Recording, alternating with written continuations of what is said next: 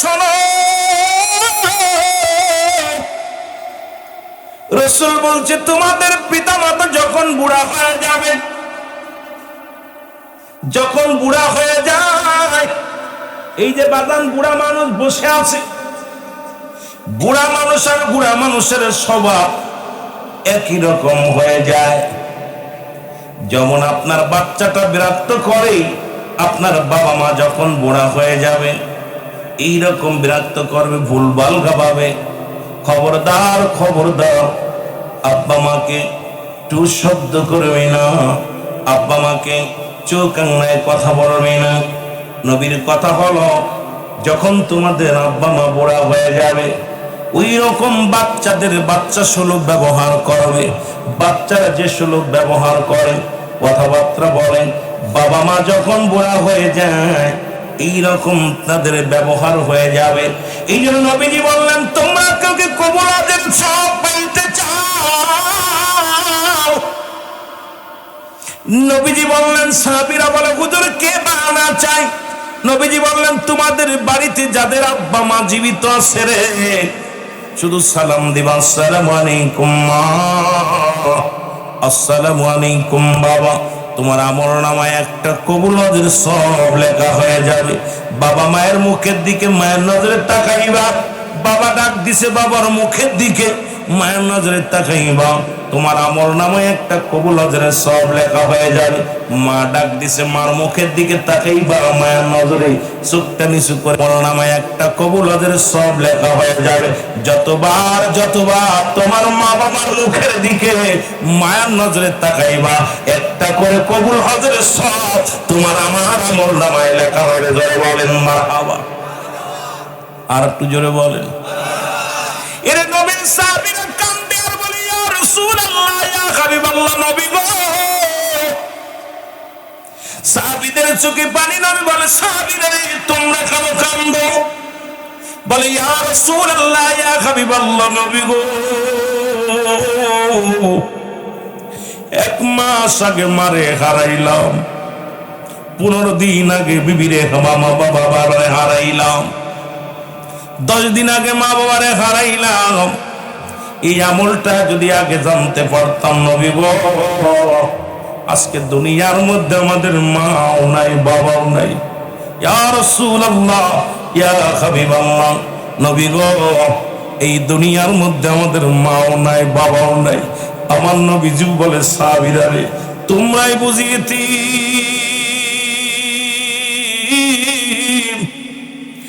আমি নবীর মা দুনিয়ার মধ্যে নাই, আমি নবীর আব্বা দুনিয়ার মধ্যে নাই। আমার নবীও কান্দে।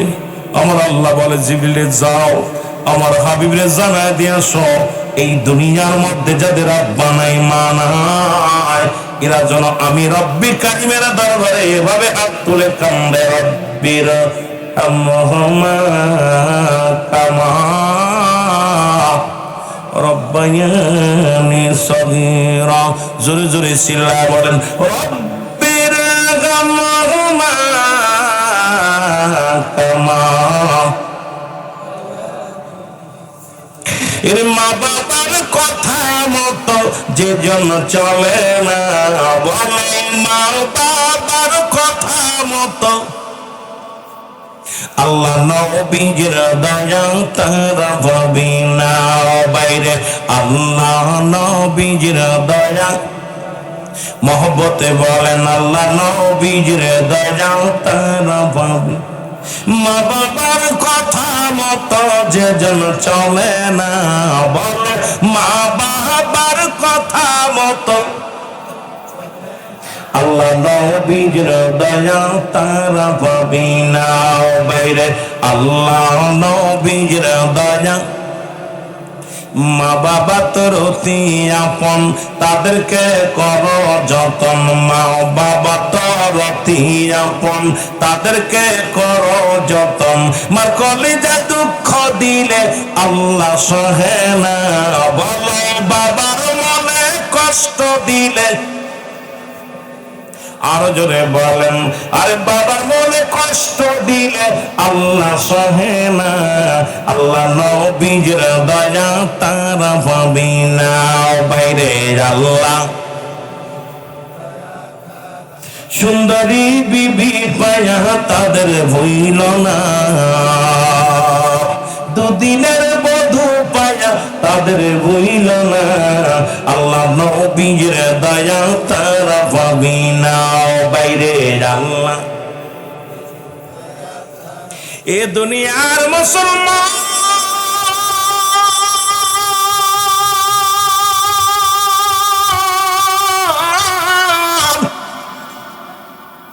প্রতিটা সন্তানের কাছে পালনের 14টা হক। এই জীবিত থাকতে 7টা, ইন্তেকালের পরে 7টা, মোট 14টা হক আপনারা আমার আদায় করতে হবে। আব্বা মা, যাদের আব্বা মা দুনিয়া থেকে চলে গেছেন তাদেরটা দিয়া শুরু করে মুসলমান শুনে নেবেন। আলোচনা লম্বা নয়, লম্বা চওড়া নয়, সংক্ষিপ্ত আকারে একবারে বাংলা ভাষায় সুন্দর ভাষায় কথাগুলো বলবো, একটু খেয়াল করে নেবেন রে বাবা। এই 14টা হকের মধ্যে 7টা হক হলো আব্বা মা চলে যাওয়ার পর। আজকে যাদের আব্বা নাই মা নাই, একটু হাতটা তুলে রব্বে কারিমে দেখায় দেন কাদের কাদের আব্বা মা নাই। জোরে জোরে চিল্লা বলা যাবে না আল্লাহ রব্বে কারিম। আমাদের অধিকাংশ মানুষের বাবা মা নাই রে আল্লাহ, তোমার দরবারে কান্দি। আজকের এই দারুণার জমিন থেকে আব্বা মার গুনাহগুলো মাফ করে দিও, আমাদেরকেও মাফ করে দিও। 7টা হক ইন্তেকালের পরে ভালো করে মুখস্থ করবেন বাবা। নাম্বার 1, 1 নাম্বার হলো তাদের জন্য মাগফিরাত কামনা করা। জোরে জোরে চিল্লায় বলা যাবে না মারহাবা। 1 নাম্বার হলো তাদের জন্য মাগফিরাত কামনা করতে হবে।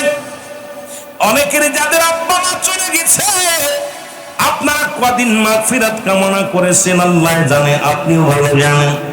1 নাম্বার হলো পিতামাতার জন্য মাগফিরাত কামনা করা। 2 নাম্বার হলো তাদের জন্য সবরেশানি করা। কদিন করেছেন সবরেশানি করেছেন? কদিন হাত উঠাইছেন? কদিন আল্লাহর দরবারে কেঁদেছেন আব্বার জন্য মায়ের জন্য? ও যুবক শুনে নাও, শুনে নাও, যাদের আব্বা মা মারা গেছে তারা ভালো করে লেখে নেন। 1 নাম্বার হলো 1 নাম্বার তাদের জন্য মাগফিরাত কামনা করা। 2 নাম্বার তাদের জন্য সবরেশানি করা। 3 নাম্বার হলো এই দুনিয়ার মধ্যে তাদের ওসিয়াত গুলো পূরণ করা। শরীয়ত মোতাবেক ওসিয়াত করে গেছেন। অনেক আব্বা মা যদি ওসিয়াত করে যায়, মন্দির বানায় দিও, যা যাবে না। জিনা করো, করা যাবে না। চুরি করো, মুসলমান শোনো। হারাম খাও, হারাম মুসলমান খাইতে যদি বলে, এগুলো যদি না খান কোনো গুনাহ হবে না। ওসিয়াত পূরণ করতে হবে, মুসলমান শুনে নাও। ওসিয়াত শরীয়ত মোতাবেক ওসিয়াত করেছে। 3 নাম্বার এটা পুরা করা লাগবে। 4 নাম্বার হলো মা বাবার ঋণ থাকলে এটা পরিশোধ করতে হবে। এখন অধিকাংশ মানুষ শুধু ক্ষমা চায়, ক্ষমা চাইবেন এমন মানুষ আছে রে, 200 টাকা পাবে মনে মনে ক্ষমা করে না, উপর উপর ক্ষমা করে রে মুসলমান, কিন্তু মনে মনে কয় বেটা মরেও গেল, মারেও গেল। আপনি যেই খবর নিবেন, খবর নিয়ে এই মানুষগুলোর কাছে যা দিনা পরিশোধ করার জন্য চেষ্টা করেন। এদের এই আব্বা মার জন্য ক্ষমা চাইবেন, আল্লাহ যেন তাদের ক্ষমা করে দেয়। মুসলমান শুনে নাও, এর যুবক শোনো। 5 নাম্বার হলো, তাহলে 4 নাম্বার হলো তাদের দেনাদায় পরিশোধ করা। 5 নাম্বার হলো আব্বা মার আত্মীয় স্বজন যারা আছে তাদের সঙ্গে যোগাযোগ ঠিক রাখা লাগবে। বাবার আত্মীয়, মায়ের আত্মীয় যারা আছে লিখে নেন বাবা। অনেকেই মা মারা গেলে মার যে বোন আছে আমাদের খালা হয়, অনেকে তারে চিনি না। মায়ের বান্ধবী যারা আছে তাদেরও খোঁজ খবর নিই না। রসুল বলছে তোমরা শোনো শোনো, অনেক বাবার ভাই আছে, আমাদের কাকা বলি, কেউ জ্যাঠা বলে, কেউ আঙ্কেল বলে। মুসলমান শুনে নাও, এই বাবার ভাই আমাদের যিনি শাশু হয়, ছোট চাচা বা বড় চাচা হয়, খোদার কসম তোমার বাবা মরে যাওয়ার পর ওই চাচারের সঙ্গে সম্পর্ক ভালো রাখতে হবে। খবরদার চাচা খালা যেন খালু যেন কষ্ট না পায়। চাচারা আমার আব্বার আত্মীয় স্বজন যারা আছে, মায়ের আত্মীয় স্বজন যারা আছে, তাদের সঙ্গে যোগাযোগটা ঠিক রাখা লাগবে। 6 নাম্বার হলো বাবা মায়ের আত্মীয় যারা আছে তাদের সাহায্য সহযোগিতার হাত বাড়ায় দিতে হবে। দেখা যায় অনেক চাচা ভ্যান চালায়, রিক্সা চালায়, বাঁচতে আছে বড় অফিসার, বাঁচতে লক্ষ লক্ষ টাকা কামায় অফিসে বইয়া, কিন্তু চাচা দেখে অনাহারে এই দুনিয়ার মধ্যে ভ্যান চালক, রিক্সা চালক। এ মুসলমান তোদের অনুরোধ করে যাওয়া দরকার যুবকের, বাবা মা যেদিন দুনিয়া থেকে চলে যাবে, ওই বাবা মায়ের যোগ্য আত্মীয় স্বজন আছে, মায়ের কোলে বাবার কোলের আত্মীয় স্বজন যারা আছে তাদের মুসলমান সাহায্য সহযোগিতার হাত বাড়াইতে হবে, সাহায্য করতে হবে। তাদের সঙ্গে ভালো পর্ব, তাদের সঙ্গে দুইটা ভালো মন্দ কথা বলা রাখবে। যদি তুমি বাবা আমার হক যদি আদায় করতে চাও, 7 নম্বর হলো আব্বা মা কবরটা বেশি বেশি করে নবীজি বলছে জিয়ারত করতে। এখন আমি আপনাদের কাছে জানতে চাই, যাদের আব্বা মা মরে গেছে আজকে ফজরে কে কে জিয়ারত করেছেন আব্বা মা? হাই রে হাই, এই 3-4টা মানুষ আব্বা মার জব কবর জিয়ারত করছে। আপনাদের ওয়াজ শুনে লাভ কি? আব্বা মার বাড়ি কেউ বাস করবেন না, দূরে চলে যাবেন। আরে বাবা মা জন্ম দিছে, এই ঋণ তো শোধ হবে না। 14টা হকের ভিতরে দেখছেন 7টা হক হলেন ইন্তেকালের পরে। এই 7টা হকের আপনি 7 নম্বরে হকই হলো সময় করে বেশি বেশি করে আব্বা মার কবর জিয়ারত করতে হবে। আপনি কি সারাদিন সময় পান নাই? গেম খেলার সময় পান, মোবাইল টিপার সময় পান, চা খাওয়ার সময় পান, গল্প করার সময় পান, বন্ধু বান্ধব নিয়ে ঘোরার সময় পান, বিবির সঙ্গে সময় কাটানোর সময় পান। ফজরে যান নাই, জোহরে গেছেন কে কে? আসরে গেছেন কে কে? আসরে জিয়ারত করছেন 1 জন, 2 জন। মাগরিবে গেছেন কে কে? মাগরিবে নামাজ পড়ে, ঈশার নামাজ পড়ে হুজুর কাম সারছি, ঈশার সময় কি যাওয়া যায়? আব্বা তো কবরতে ভূত হয়ে ধর্ম, এরকম কিছু আছে না? আব্বা কবরটা যারা জিয়ারত করলেন না, পিতামাতা, রসুল বলছে তোমাদের পিতামাতা তোমরা বেশি বেশি করে জিয়ারত। প্রথম জীবনে রসুল বারণ করেছিল, জিয়ারত করতে নিষেধ করেছিল, মানুষ কবর পূজারী হয়ে যাবে। সর্বশেষে নবীজি বলে গেছেন তোমরা বেশি বেশি করে কবর জিয়ারত করো, মাজার জিয়ারত করো, কারণ মানুষের দুনিয়াবি মোহ কেটে যাবে, পরকালের কথা মনে পড়ে যাবে। কোনো ব্যক্তি যদি কবরের পাশে বেশি বেশি যায়, আপনি নিজেই 5 ওয়াক্ত নামাজ পড়ে আব্বার কবরের পাশে যাবেন, মার কবরের পাশে যাবেন, দেখবেন আপনার নামাজ ছাড়তে পারবেন না। আপনার ভিতরে কেন একটা অনুশোচন আসবে, আল্লাহ আমার এই অন্ধকারে থাকবো কেমনে? 1টা মিনিট অন্ধকার কবরে কেমনে থাকবেন? 1টা ঘন্টা কেমনে থাকবেন? 1টা দিন কেমনে থাকবেন? একটু ভাবেন না, বয়া বয়া চোখটা বন্ধ করে দেখেন আপনার কবর জগৎটা। পৃথিবীর মধ্যে 3টা বিপদ। নাম্বার 1, 1 নাম্বার হলো মরণ, 2 নাম্বার কবর, 3 নাম্বার কিয়ামতের ময়দান। 1 নাম্বার বিপদই হলো মরণ। আপনি মরে গেছেন, মরা পর ওই কবরে রাখতে হবে। একটু চিন্তা করেন না 1টা ঘন্টা কেমনে থাকবেন, 1টা মিনিট কেমনে থাকবেন? একটু কি ভাবছেন? বয়া বয়া ভাবেন দি। যে ব্যক্তি এটা ভাবে সেই ব্যক্তি তো কোনো অন্যায় করতে পারে না, সে সুদ ঘুষ খাইতে পারে না, জিনা ব্যভিচার করতে পারে না, অন্যায় পথে পা বাড়াইতে পারে না। যে ব্যক্তির মরণের চিন্তা আছে, জোরে বলেন ঠিক কিনা? আমার ভাইয়েরা, আমার বন্ধুরা, যে কথা বললাম আজকে বড় কষ্ট লাগলো। মাত্র এতগুলো মানুষের ভিতরে মাত্র 3 থেকে 4 জন যারা বাবা মার কবরটা জিয়ারত করেছেন, বাকিগুলো করেন নাই। এই জন্য আপনার সংসারে শান্তি নাই। বাবা মা বরদুয়া যখন লেগে যায়, কবর থেকে অভিশাপ দেয়, এখন নিজেরা কামাই করতে পারবে না। বাবা মা যখন মারা যায়, মুসলমান নিজের কামাই করা সব বন্ধ হয়ে যায়। 3টা জিনিস জারি রাখে। নাম্বার 1 নেক আমল, নাম্বার 2 নেককার সন্তান, নাম্বার 3 সদকায়ে জারিয়া। এমন সন্তান দেখে গেলাম রে, যারা একটা বেলা কবরের পাশে যাওয়ার সুযোগ পাইল না, এমন ছেলের জন্য জায়গা জমি করলাম, এমন সন্তানের জন্য সম্পদের পাহাড় গড়ে তোলাম, কত সুদ খাইলাম, ঘুষ খাইলাম, কত অন্যায় পথে পা বাড়াইলাম। খোদার কসম করে বলি রে, এই সন্তানগুলো রেখে দুনিয়া থেকে চলে গেলাম, এই সন্তানের কারণে দুনিয়ায় যে আমলগুলো করলাম সমস্ত আমলগুলো রব্বে কারীম আমারে বরবাদ করে দিবে। আহা, কি সন্তান রেখে গেলাম যে সন্তানগুলো আব্বা মার জন্য দোয়া করতে পারতেছি না। সবচেয়ে বেশি কষ্ট দেখবেন অনেক সংসারের ভিতরে স্বামী স্ত্রী মহব্বত হয় নাই, মহব্বত নাই, সংসারে কামাইতেছেন, দুই হাত দিয়ে রুজি রোজগার করতেছেন, বরকত নাই, ভাই ভাই সম্পর্ক নাই, মার সঙ্গে সন্তানের সম্পর্ক ভালো না। চিন্তা করুন, আপনার মৃত্যু ব্যক্তিরা আপনার উপর অভিশপ্ত আছে, কষ্টে আছে, তারা সংসারের রোগ বালা মুসিবত দূর হচ্ছে না, আগামীকে যাচ্ছে না, বালা মুসিবত দূর হচ্ছে না। চিন্তা করবেন আপনার যারা আপনজন মুরব্বীরা শুয়ে আছে তারা আপনার উপরে রাজি নাই, এই জন্য আপনার সংসার উন্নতি হচ্ছে না, সংসারের ভিতরে শান্তি আসছে না, স্বামী স্ত্রী মহব্বত হচ্ছে না, ভাই ভাই সম্পর্ক ভালো থাকতেছে না, মিথ্যা মামলায় জড়িয়ে যাচ্ছেন, অসুস্থতা সারতেছে না, দেহ চলে না, দেহ অসাল হয়ে যাচ্ছে। চিন্তা করবেন আপনার উপরে আপনার মুরব্বীদের দোয়া নাই, দোয়া নাই। আপনি বেশি বেশি করে নফল নামাজ পড়বেন, তাদের জন্য দোয়া করবেন, বেশি বেশি কবরের পাশে দাঁড়ায়া দোয়া করবেন। রাসূল পাক সাল্লাল্লাহু আলাইহি সাল্লাম দেখেন না, মিরাজের রজনীতে রাসূল পাক সাল্লাল্লাহু আলাইহি সাল্লাম আম্মা জান আয়েশা সিদ্দিকার ঘরে শুয়ে আছেন। হঠাৎ করে আয়েশা সিদ্দিকা দেখে রাসূল ঘরের মধ্যে নেই। সুবহানাল্লাহ বলেন না, আর একটু জোরে বলেন। রাসূল ঘরের মধ্যে নেই। নবীজিকে খুঁজতে লাগলেন, সমস্ত জায়গা খুঁজে পায় না। এখন সাহাবীদেরকে খবর দিল, সাহাবীরা রে দেখো আমার নবী কোথায় গেল। যা দেখে জান্নাতুল বাকির পাশে বসে বসে নবীজি দাড়ি মুবারক ভিজায় ভিজায়, নবীজি দাড়ি বেজে বেজে টপ টপ করে পানি পড়তেছে হাতের মধ্যে, নবীজি কাঁদতেছে, অজায় কাঁদতেছে। সাহাবীরা যে ইয়া রাসূলুল্লাহ, ইয়া হাবিবাল্লাহ, আপনি কাঁদতেছেন কেন? আমার নবী বলে, প্রায় 10,000 সাহাবী এই জান্নাতুল বাকির মধ্যে শুয়ে আছে, আমি নবী কাঁদতেছি, আজকে মাফের দিন, কারণ আজকে আমাকে জিবরিল আমিন বলে গেছেন, কে আসো দুঃখী মানুষ, কে আসো অভাবী মানুষ, কে আসো ক্ষতিগ্রস্ত মানুষ, কে আসো জাহান্নামী মানুষ, তোমরা ক্ষমা চেয়ে নাও আল্লাহর দরবারে।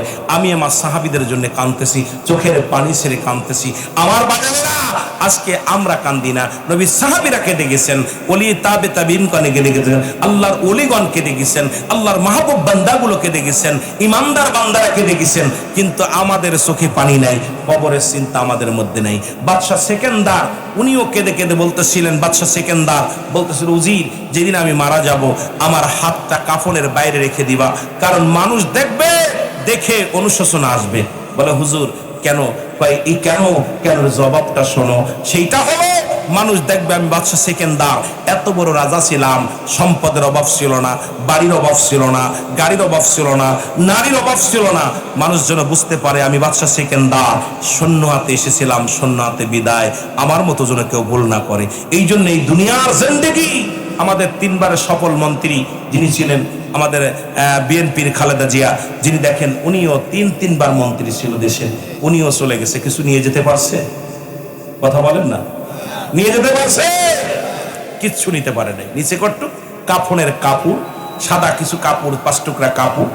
আর এই মানুষের দোয়া, যারা দোয়া করতেছেন ভালো কাজ করলে তারা দোয়া করবে, যদি কারোর সঙ্গে খারাপ করে থাকে সে খারাপ দোয়া করবে। কারণ আমার বাবারা এই বাংলাদেশটা পরিচালনা করেছেন, কিচ্ছু নিয়ে যেতে পারে নাই। জোরে বলেন ঠিক কিনা? কিছু নিয়ে গেছে? কিচ্ছু নিয়ে যেতে পারে নাই। ফিরআউন, নমরুদ, কারণ তারাও কিছু নিয়ে যেতে পারে নাই। এ মুসলমান, আপনি আমিও কিচ্ছু নিয়ে যেতে পারবো না। এই হলো আপনার আমার জিন্দেগি। পৃথিবীর প্রথম কাপড় পরিধান করেছি অন্যের সাহায্যে, আবার শেষ কাপড় পরিধান করব অন্যের সাহায্যে, কারণ এই হলো আপনার আমার জীবন। আমার ভাইরা, আমার বন্ধুরা, আমার যে কথাগুলো বলেন, পৃথিবীর মধ্যে মা বাবা, পৃথিবীর মধ্যে এত বড় একটা নিয়ামত, রাসূল পাক তার মায়ের সঙ্গে কেমন ব্যবহার করেছিল বুঝাইতে গেলে একটু ভালো করে বুঝবেন।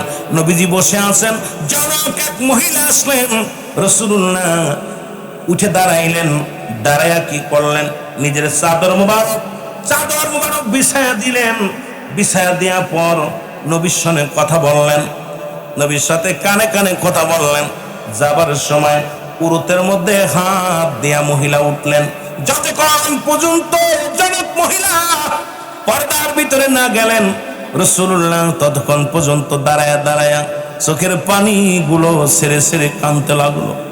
যখন মহিলা চলে গেলেন, সাহাবীরা জিজ্ঞাসা, ইয়া রাসূলুল্লাহ, ইয়া হাবিবাল্লাহ, আর এমন কি ব্যক্তি গো যার সম্মানে আপনি নিজের চাদর মুবারক বিছায়া দিলেন এবং যার সম্মানে আপনি দাঁড়ায়া চোখের পানি ছেড়ে কাঁদলেন? আমার নবী ডাকতে বলে, সাহাবীরা রে, উনি আর কেউ নয়, উনি হলো আমার দুধমা হালিমাতুস সাদিয়া। একজন দুধ মাকে রাসূল কত সম্মান করছে, আর নিজের মারে পিটায়া ঘর থেকে বাইরে করে দিচ্ছে। নিজের মাকে পিটায়া ঘর থেকে বাইরে করতেছে। বড় কষ্ট আব্বা মার প্রতি, পিতা মাতার প্রতি। চোখ আংড়ায় কথা বলবেন, সঙ্গে সঙ্গে আপনার এই চোখ দূরে আগুনের সারাশি দিয়ে রব্বে কারিম নিজে তুলে নিবে। কোন ফেরেশতা দিয়া না, আল্লাহ নিজে তুলে নিবে, নিজ হাতে তুলে নিবে। কষ্ট পায়। এর মা বাবার কথা মতো যে জন চলে না, বলো মা বাবার। আল্লাহ নবীর দয়া তার পাবি না বাইরে। আল্লাহ মা বাবা অতি আপন, তাদেরকে কর যতন, মা বাবা তোর অতি আপন। মাইকের ঢাপ ঢাপাচ্ছে কেন ভাই? এর মা কলেজায় দুঃখ দিলে আল্লাহ সহে না, বলো মার কলেজায়। একটু সাউন্ড বাড়ান। আল্লাহ নবীর দয়া তারা পাবি না বাইরে। আল্লাহ এ দুনিয়ার মুসলমান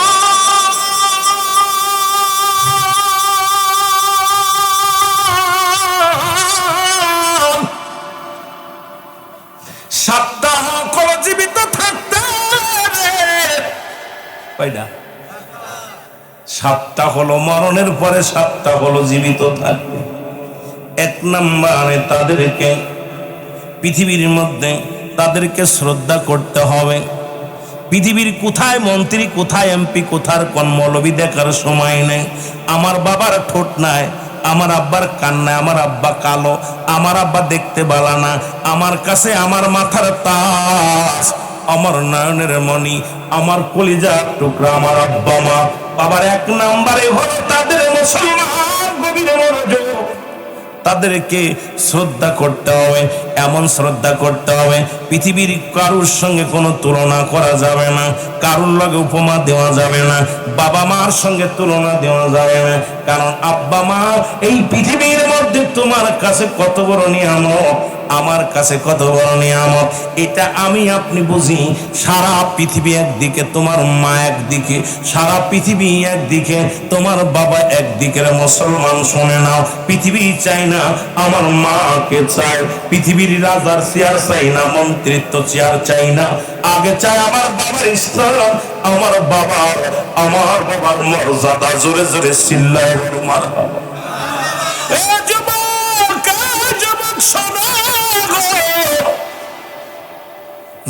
বড্ড কষ্ট হয় আজকে সেই মা বাবার প্রতি আমাদের কোন অনুশোচনা নাই। প্রায় দেখি মার কাছ পাওয়া সন্তানের হাতে লাঞ্ছিত হইয়া, বাবা হাসপাতালে, বাবা মা নির্যাতিত হইয়া, বৃদ্ধাশ্রমে। আমি কেমনে জবাব দিব, আপনি কেমনে জবাব দিবেন? আল্লাহর দরবারে জবাব দেওয়া সম্ভব হবে না। জোরে জোরে চিল্লায় বলো ঠিক কিনা? আর তো জোরে জোরে চিল্লায় বলা যাবে না ঠিক কিনা? ওরে আমি যদি যাই গো মারা, আমি যদি বিদেশের মাটিতে, লাশটায় আমার পৌঁছাই দিও মায়ের কোলেতে, বলো লাশটায় আমার, আরো জোরে বলেন, লাশটায় আমার পৌঁছাই দিও মায়ের কোলেতে। ওরে আমি যদি যাই গো মারা, আমি যদি বিদেশের মাটিতে, লাশটায় আমার পৌঁছাই দিও গ্রামবাসী রে,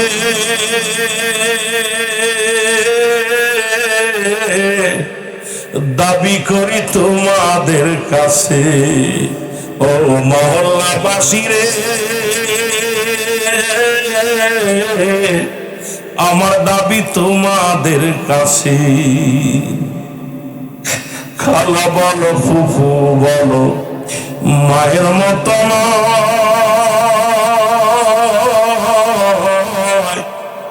চাচা বলো, খালু বলো, বাবার মতো নয় তোমার। খালা বলো, ফুফু বলো, মায়ের মতো নয়। ও মা থাকবে যতদিন এই না ধরায়, কাঁদবে সন্তানের আশায়, হস্ত তুলে করবে দোয়া, নাজাত দেও আল্লাহ বলো, হস্ত তুলে করবে দোয়া, নাজাত দেও আল্লাহ। ওরে আমি যদি যাই গো মারা, আমি যদি বিদেশের মাটিতে, লাশটায় আমার পৌঁছাই দিও, আরো জোরে বলেন, লাশটায় আমার পৌঁছাই দিও।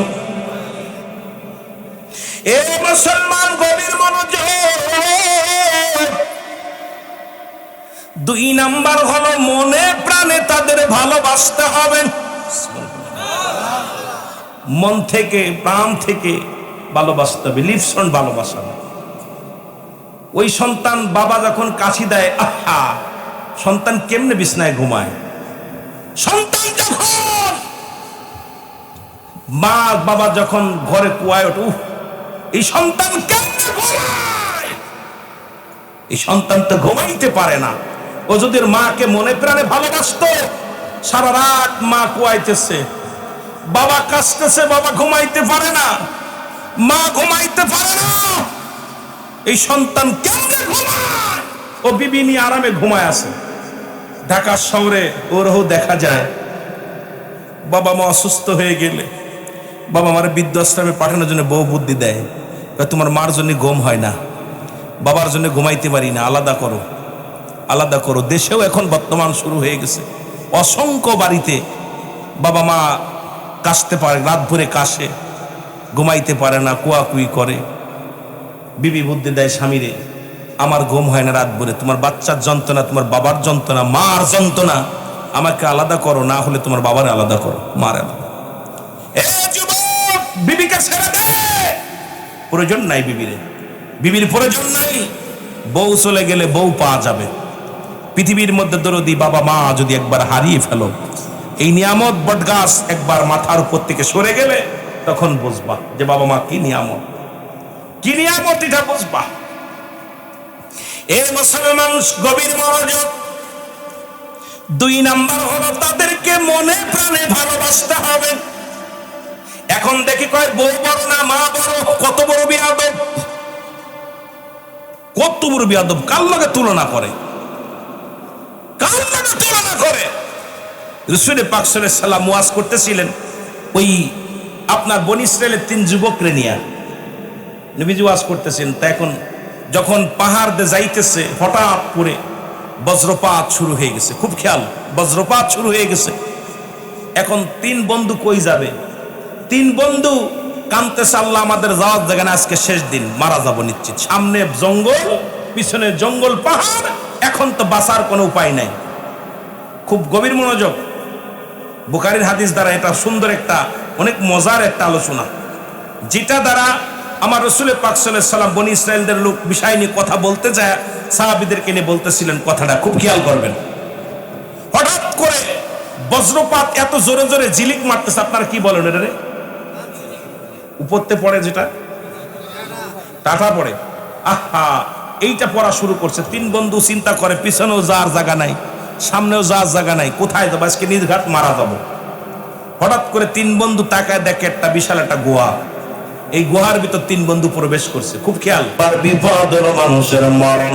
আল্লামা মুফতি আমজাদ আলী সাহেব একটা কিতাব লিখলেন, কিতাবের নাম বাহারের শরীয়ত এই কিতাবের মধ্যে লেখলেন, মুসলমান শুনে নাও, মানুষ যখন মৃত্যুবরণ করে 70টা উটের গায়ের চামড়া জবাই না করিয়া উল্টো দিকে টান দিয়া সিরিয়া লবণ আর মরিচ লাগা দিলে যতটুক যন্ত্রণা হয় এর চাইতে 70 গুণ যন্ত্রণা হলো একটা সাধারণ মৃত্যু। এখন আমরা যারা মরণকালে পায়খানা করে দিই, আমরা যারা মরণকালে প্রস্রাব করে দিই, আমরা যারা মরণের সময় 14টি বড় বড় হয়ে যাব না, ওই অনেকের মরণের সময় জিহ্বাটা বাইর হয়ে যায়, একটা অঙ্গ ব্যাকা হয়ে যায়, তাদের মরণটা কত কঠিন হয়। আল্লাহ আল্লাহ, এই মানুষ কত মানুষের জানাজা পড়াইলাম, কত মানুষের দাফন করাইলাম, কত মানুষের কাপনের কাপড় পরাইলাম। হায়রে দেখেছি মৃত্যুকালে পায়খানা করে দিছে, মরণের সময় প্রস্রাব পায়খানা করে দিছে, মরণের সময় জিহ্বা বাইর হয়ে গেছে। ইমাম সাহেব কত চেষ্টা করছে জিহ্বাটা ভিতরে দেওয়ার জন্য, সম্ভব হয় নাই। চোখ দুটি বন্ধ করার জন্য কত চেষ্টা করেছে, বন্ধ হয় না। আরে মালাকুল মউত, হে মুসলমান, এখান থেকে বাঁচার কোনো সম্ভাবনা নাই, কারণ একমাত্র মৃত্যু নাই, স্রষ্টার সৃষ্টির মৃত্যু আছে। যেহেতু আপনার আমি আপনি সব সৃষ্টি জগতের মরণের পেয়ালা পান করা লাগবে। আল্লাহ ওই মালাকুল মউত যেদিন আসবে আমাদের মরণটা সহজ করে দিব। জোরে জোরে চিল্লায় বলা যাবে না আল্লাহু আকবার। আমার মরণ আসিবে কখন কেউ তো জানি না, আমার এই আমি চলে যাব, আমায় তোমরা ভুইলা যাইও না, আমি চলে যাব, আমায় তোমরা না, আমার মরণ আসিবে কখন কেউ তো জানি না, বলো মরণ।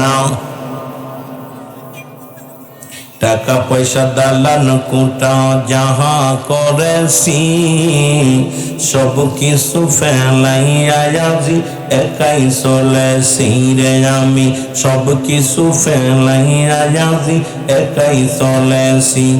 আমি যাবার কালে ভেবে দেখি আমার কেহ না, আমি যাবার কালে না, আমার মরণ আসিবে কখন। কুল্লু মান আলাইহা ফান, সব শেষ। এই দুনিয়ার মুসলমান রব্বে কারীম ডাকতে বলে, দুনিয়ার মানুষ শোনো,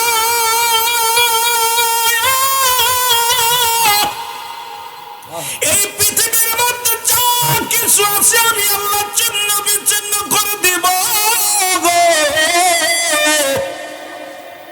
এই জমিনটা কত মানুষের জমি ফাঁকি দিলা, কত বন্ধে ঠকাইলা, ভাইরে ঠকাইলা, কত জমি জমা দখল করে নিলা, তুমি ক্ষমতার দাপট দেখাইয়া কত কি করলা। ও যুবক শুনে নাও, আল্লাহ কয় বান্দারে এই জমিনটা আমি শূন্য বিচ্ছিন্ন করে দিব, এই জমিনটা আমি পোড়ায়া তামা বানায়া দিব, এই জমিনের ভিতরে যত পানি আছে সব পানি পোড়ায়া ছাই বানায়া দিব। যেদিন কিচ্ছু বলতে কিচ্ছু থাকবে না, সেদিন থাকবো শুধু আমি আল্লাহ, আর আমি থাকবো আমার রাসূলের ভালোবাসা নিয়ে। সুতরাং যুবক বাবারা শুনে নাও, আজকে কার জন্য দুনিয়ার মধ্যে সম্পদের পাহাড় গোলা, কার জন্য সুদ খাও, কার জন্য সুদ খাও, কার জন্য ঘুষ খাও, কার জন্য ক্ষমতার দাপট দেখাও, কার জন্য দুনিয়ার মধ্যে মানুষের বিরুদ্ধে মিথ্যা মামলা দাও, কার জন্য যুবক, কার জন্য তুমি মানুষকে ঘরে ছাড়া করলা। শুনে নাও, শুনে নাও, শুনে নাও, এই দুনিয়ার মধ্যে সম্পদ গুলো পড়ে থাকবে, এই সম্পদ গুলো খাবে লোকে, তোমার মা করে জোরে বলেন ঠিক কিনা। একটা মানুষ কি কবরে নিয়ে গেছেন নি 1 শতক জমি, কথা কয় না, 10,000 টিহা সোনা দানা, আয় হায় সব শেষ করে দিবে। কুল্লু মান আলাইহা ফান, সব শেষ। এত মস্তানি কিসের? কত ভাই ভাইরে ফাঁকি দিচ্ছে, বোনকে ফাঁকি দিচ্ছে, ভাই সন্তানকে ফাঁকি দিচ্ছে। ফাঁকি দিয়ে হবে কিরে ভাই? কিছু কি নিয়ে যেতে পারবেন? কিচ্ছু নিয়ে যেতে পারবেন না।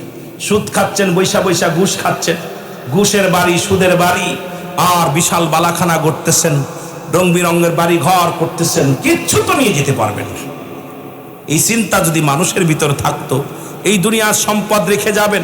আমাদের এই যে আমার বাবার, আমার আবুল হোসেন ভাই কথার কথা একটা সুন্দর একটা ঘর দিছে। এই ঘরটা থাকবে যদি না আহালে, উনি না থাকে, আহালে ব্যাজ যারা আসুরা পাউরা কি করে বাস করবে? ঠিক কি না? উনি যদি আসল আমল না করে যায়, এই পৃথিবীর সম্পদ খাবে লোকে। ওনার ছেলে আছে, মেয়ে আছে, খাচ্ছে। না থাকলে বাস্তের আছে, তারা খাবে। না থাকলে প্রতিবেশী, প্রতিবেশী না থাকলে সরকার নিয়ে যাইবে, একজন একজন নিব। কিন্তু আপনার দেহটা যখন পড়ে থাকবে, আপনার সম্পদ খাবে লোকে, আপনার দেহ খাবে পোকে। জোরে বলেন ঠিক কিনা? পোকামাকড়ে খাইবে। এমন দেহ করতে হবে যেন পোকামাকড় কবরে না আসতে পারে। পোকামাকড় যেন আপনাকে সেলট দেয় যে আপনি হালাল কোরবান্দা। দুনিয়ার মধ্যে হাজারো কষ্টে ছিলেন, হারাম খান নাই। হাজারো কষ্টে ছিলেন, কারো জমি জমা ফাঁকি দেন নাই। হাজারো কষ্টে ছিলেন, জীবনে সুদের কারবার করেন নাই, ঘুষের কারবার করেন নাই। তাহলে আপনার বডিটা ধন্য। না হইলে কবরে কি নিয়ে যাবেন? আহা, একটু চিন্তা করেন না। কত বাড়ি, কত গাড়ি, কত কি রেখে গেলেন। দুনিয়ার ফিরাউন, নমরুদ, কারুন যারা খুদাই দাবি করলেন, আল্লাহ তাদেরকে নিয়ে গেছে। আমি রুহুল আমিন সিদ্দিকী ওয়াজ করতেছি, হয়তো আর বাঁচবো কি জানি না। হয়তো আগামী বছর পর্যন্ত বেঁচে থাকতেও পারি, নাও পারি। আগামী সকাল পর্যন্ত বাঁচতেও পারি, নাও পারি। এই তো আমার আপনার জিন্দেগি। এই চিন্তা যদি কোনো মানুষে করে, ওই মানুষ কেমনে সুদ খায়, কেমনে ঘুষ খায়, কেমনে জিনা ব্যভিচার করে, কেমনে অন্যায় করে, ওই মানুষটা জীবনেও জুলুম ব্যভিচার করতে পারে? জোরে বলেন পারে? আসলে মরণের ভয় নাই। জোরে বলেন ঠিক কিনা? আমার ভাইরা, আমার বন্ধুরা, আমার রাসূলের সাহাবী হযরত আলকামা রাদিয়াল্লাহু তাআলা, উনি যখন আসলেন, রাসূলের কাছে খবর আসলেন, ইয়া রাসূলুল্লাহ, ইয়া হাবিবাল্লাহ, নবী গো, আপনার প্রিয় সাহাবী নবী গো মৃত্যু শয্যায় সজ্জিত, আপনার আলকামার মৃত্যু হয় না, মরণ যন্ত্রণায় ছটফট করে নবী গো, একটু নবী গো বড় কষ্টের মধ্যে আছে। আমার নবী ডাকতে বলে, সাহাবীরা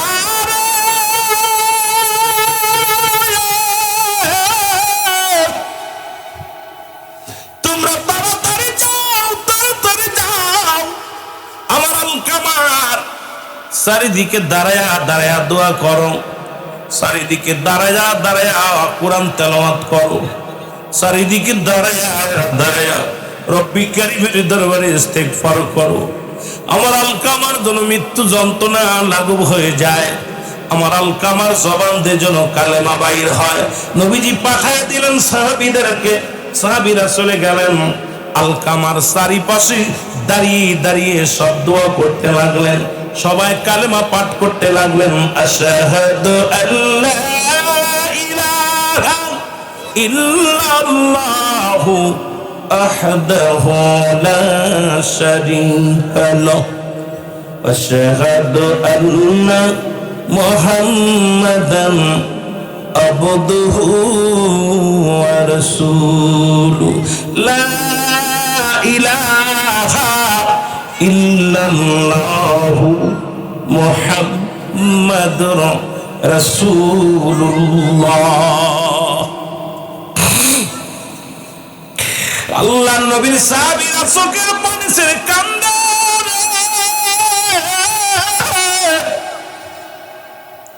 আলকামার মৃত্যু হয় না, কালেমা পড়তে পারে না, মৃত্যু যন্ত্রণায় ছটফট করতে লাগলেন। আলকামারে মুসলমান সারাদিন পার হয়ে গেল, আমার নবীর কদমের মধ্যে সাহাবীরা এসে বলে, ইয়া রাসূলুল্লাহ, ইয়া হাবিবাল্লাহ, নবী গো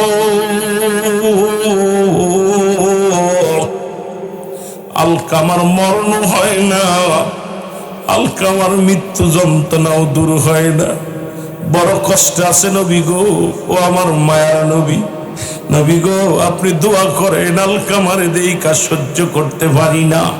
আল্লাহ নবী হাত উঠে দিছে, রব্বে কারীম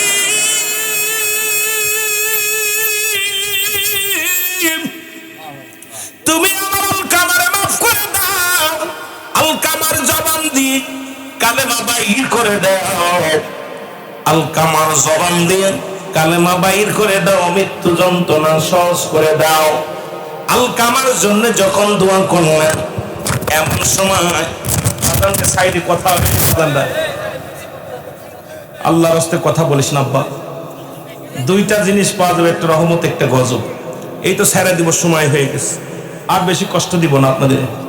তবে সাইডে কথা বললে, ডিস্টার্ব হলে এটা আপনারা ক্ষতিগ্রস্ত হয়ে যাবেন। আপনার কারণে একজন মানুষ তাকায় আছে দিকে, এই মানুষটার ধ্যান যদি আপনার দিকে চলে যায়, মানুষটার ক্ষতি করলেন, নিজেও ক্ষতিগ্রস্ত হলেন, আর এক ভাইয়েরও ক্ষতি করলেন। একটু মহব্বতের সঙ্গে বলেন আল্লাহুম্মা সাল্লি আলা সাইয়্যিদিনা আর নবিয়ানা শাফিয়ানা মাও, আর জোরে বলেন আল্লাহুম্মা সাল্লি আলা সাইয়্যিদিনা নবিয়ানা শাফিয়ানা। আদম যখন মাটি পানি মরা নবীজি খোদা রাসূল, তার উপরে পড়েন দরুদ, তার উপরে পড়েন দরুদ। আল্লাহ ফেরেশতা কুল আল্লাহুম্মা সাল্লি আলা নবিয়ানা শাফিয়ানা নবিয়ানা। তেষট্টি কাল কাঁদলেন নবী সকলে উম্মতের লাগি, তেষট্টি কাল কাঁদলেন নবী সকলে উম্মতের লাগি। এখনো কাঁদেন নবী, এখনো কাঁদেন নবী, শুইয়া সোনার মদিনায়। আল্লাহুম্মা নবিয়ানা শাফিয়ানা নবিয়ানা সাল্লু আলাইহি ওয়া সাল্লিমু তাসলিমা। পাক কালামের ঘোষণা, সাল্লু আলাইহি ওয়া সাল্লিমু তাসলিমা। পাক কালামের ঘোষণা, নবীর উপর দুরূদ পড়ো, নবীর উপর দুরূদ পড়ে আল্লাহ পাকের ঘোষণা। আল্লাহুম্মা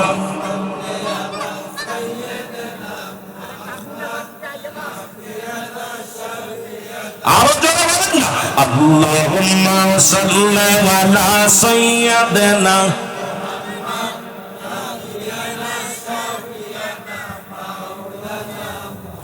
উড়ে যাও রে দারুর বাসের হাওয়া, যাও রে রুড়ে মদিনায়।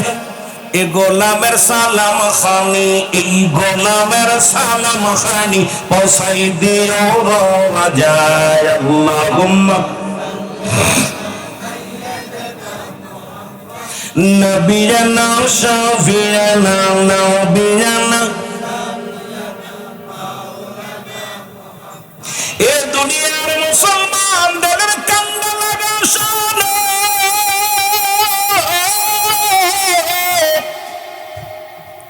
রহমতের নবী যখন হাত উঠিয়ে দিছে, এখন আমার দেশের অনেক আলেমরা কয় হাত উঠানো জায়েজ নয়। আমি আবার বাবা অন্য কিতাব নয়, আমার এক বাইরে পাইছি আজকে দেওবন্দের শিক্ষক ছাত্র ভাইরা, যদিও সে লেখাপড়া শেষ করেছেন। এই দেওবন্দ মাদ্রাসায় ফতোয়ায়ে দেওবন্দের মধ্যে প্রথম খণ্ড 33 নম্বর পৃষ্ঠার, মুসলমান শুনে নাও, অমুসলমান শুনে নাও, শুনে নাও। মুসলমান 5 ওয়াক্ত নামাজ পড়ে, জিয়ারত করে, সর্বলা আল্লাহর দরবারে দুটি হাত উঠায় দোয়া করা উত্তম মুস্তাহাব। গুনাহ যদি হয় একটা দলিল দিতে পারো, গুনাহ হবে জীবনে করতাম না। এর মুসলমান রব্বি কারীমের দরবারে, রব্বি কারীম কারণে দুনিয়ার মধ্যে আগে কিবলা চিনার দরকার গো। শরীয়তের কিবলা হলো কাবা, দুজানের কিবলা হলো রাহমাতুল লিল আলামিন। দুয়ার কিবলা হলো আরশে আজিম। আমরা এখন এটাও চিনি না রে মুসলমান, শোনে না। এবার বাবারা আমার, অসংখ্য দলিল আছে, যদিও ওদিকে যাওয়া সম্ভব নয়, কথাগুলো দিলের কান্দা লাগে, শোনে না। আমার আব্বারা, আমার বাজানের দিলের কান্দা লাগে, শোনে না। নবীজি যখন হাত উঠাইছে, রব্বে কারিম ডাকতে বলে, হাবিব হাতটা নামান, আজকে আপনার দোয়া কবুল হবে না। আল্লাহু আকবার। রাসূলকে জিবরিল আমিনকে দিয়ে পাঠে, জিবরিল যাও হাবিবকে বলো আজকে তোমার দোয়া কবুল হবে না, হাত নামায় দেন। নবীজি হাত নামায় ফেলছে। নবীজি বল জিবরিল আমিনকে, হুজুর আপনি যার জন্য দোয়া করতেছেন ওর জনম দুঃখিনী মা এখনো দুনিয়ার মধ্যে জিন্দা। জোরে বলেন না মারহাবা, আরো জোরে, আরো জোরে। আমার নবীজি সঙ্গে সঙ্গে রওনা দিয়ে চলে গেলেন আলকামার বাড়িতে। যায়া রসুল পাক সাল্লাল্লাহু আলাইহি ওয়াসাল্লাম সালাম দিয়ে, আসসালামু আলাইকুম ইয়া আহলাল বাইত। ওয়ালাইকুম আসসালাম। কে? আমি মুহাম্মদ সাল্লাল্লাহু আলাইহি ওয়াসাল্লাম। মা গো, আমার আলকামা কি কোনো অপরাধ করেছে? না বাবা, তোমার আমার আলকামা জীবনে এক ওয়াক্ত নামাজ ছাড়ে নাই। খুব খেয়াল, অনেকে কপাল ছুলে ফেলছে নামাজ পড়িয়া, অনেকেই 25 বার হজ করে, মা বাবার খেদমত করে না, মারে পিটাইয়া মারে খাবার দেয় নাই, মারে কষ্ট দিছে, বাবারে কষ্ট দিছে। এখন বুড়া বয়সে নামাজ পড়ে আর কপাল ছুলে আর মসজিদে যায়, 1000 বার হজ করে লাভ নাই। কারণ 3 শ্রেণী মানুষের দোয়া কবুল হয়। নাম্বার 1 পিতামাতার নাফরমানি সন্তান, নাম্বার 2 এতিমের মাল ভক্ষণকারী, নাম্বার 3 হিংসুটে মানুষ। এই যে 3 শ্রেণী মানুষ, 1 নাম্বারই হলো পিতামাতার নাফরমানি সন্তান। সারা জীবন আব্বা মার লগে নাফরমানি করছো, আর শেষ বেলা আইয়া মা বাবার জীবনে দেখতে আল্লাহ না, কবরে বসে যাওয়ার সময় পাও না। যদি ক্ষমা পান তো আলহামদুলিল্লাহ, যদি পেয়ে যান, আর যদি আব্বা মা যদি একটু তেরামি কইরা চলে যায়, তাহলে আপনার জীবনটাই বরবাদ। জোরে বলেন ঠিক কিনা? রাসূল পাক সাল্লাল্লাহু আলাইহি সাল্লাম বল, মা গো, বাবারে আমার আলকামা জীবনে এক ওয়াক্ত নামাজ ছাড়ে নাই, কোনোদিন মানুষের হক নষ্ট করে নাই, কিচ্ছু করে নাই, জীবনে রোজা ছাড়ে নাই, আমার আলকামা জীবনে একটা মিথ্যা কথা বলে নাই। নবীজি বলছে, মা গো, তাহলে আমার আলকামার এত কষ্ট হচ্ছে কেন মৃত্যু সজ্জায়? মা গো, তুমি দোয়া করো, মা ওরে মাফ করে দাও। মা বলতেছে, বাজান রে, আমার কলিজার ভিতর বড় কষ্ট। কি কষ্ট? বাবা সারা জীবন বোর পরামর্শ অনুযায়ী চলতো, সারা জীবন বোর কথায় মূল্যায়ন করতে বেশি। আমি কথা বললে অনেক বাবারা আছেন, বোর কথা হই না, মারে দেরি কথা বলেন, বাবারে দেরি কথা, আল্লাহর কসম, বিবির কথা হই না, জন্মদাতা বাবারে কষ্ট দিস না, গর্ভধারিণীর মারে কষ্ট দিস না। বিবি কোন কানের গোড়ে, এখন মহিলাদের তো নাম রাখছি বলিয়াম, কথা কানের গোড়ে খালি বয়া বয়া। যদি বিয়ে করার পর বুঝতে পারছি আসলেই মহিলারা কানের গোড়ে ব্যান ব্যান করে বেশি, স্বামীরে কেন ভাবে হাত করবে। আর এইটা বোঝে না যে স্বামীরে পাইলাম কই, ওই মা ওই বাবা ছিলেন তো স্বামীরে পাইলাম। জোরে কন্যা ঠিক কিনা? কানের গোড়ে খালি বলিয়াম দেয়, কথা বুঝলেননি? এডা করছে ওডা করছে, শুইতে গেলে এখন যদি আবার ঝাড়ি দেয় তাহলে তো কাজটা উঠে চলে যাবে। এখন বেড়ারা পড়ছে বিপদের মধ্যে, কথা বুঝলেননি? আর এটার পিছনে কারণও আছে। পাঁচটা গুণাগুণ দেখা বিয়ে করতে বলছে নবীজি। কয়টা গুণ ইসলাম বলছে? 5টা গুণের নারী বিয়ে করতে। কয়টা গুণ? 5টা গুণ। আমি যাবো যে সময় তো শেষ, বিপদের মধ্যে আসি। বাবা গভীর মনোযোগ। মা বলতেছে, বাবা তো ওই আমার সন্তান সারা জীবন ওর বউয়ের কথা গুরুত্ব দিত, আমার কোনো কথা গুরুত্ব দিত না, এই জন্য আমার ভিতরে একটা কষ্ট লাগছে, আমি মাফ করব না। নবীজি বলছে, মা গো, মাফ করে দাও। কয়, না বাবা, আমি মাফ করতে পারবো না, কষ্ট লাগছে ভিতরে, আমি মাফ করতে পারবো না। নবীজি বললেন, সাহাবীরা রে, যেহেতু আমার আলকামা ইন্তেকালের পরেই জাহান্নামী, সুতরাং দুনিয়ার জাহান্নাম তোমরা আগুন নিয়ে আসো, খড়ি নিয়ে আসো। খড়ি আনা হলো, আগুন আনা হলো, চিতা বানায়া যাক।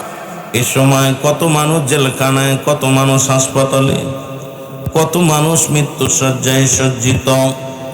রব্বুল আলামিন আপনাকে আমাকে হাসপাতালে নেন নাই, জেলখানায় নেন নাই, পৃথিবীর সব চাইতে সুন্দর জায়গা রিয়াজুল জান্নাহ, বেহেশতের বাগান, এই বাগানে আপনাকে আমাকে বসার মতো সুযোগ দান করলো। উচ্চ কণ্ঠে আওয়াজ দিয়ে চিল্লায়া বলা যাবে না আলহামদুলিল্লাহ। এ দুনিয়ার মুসলমান,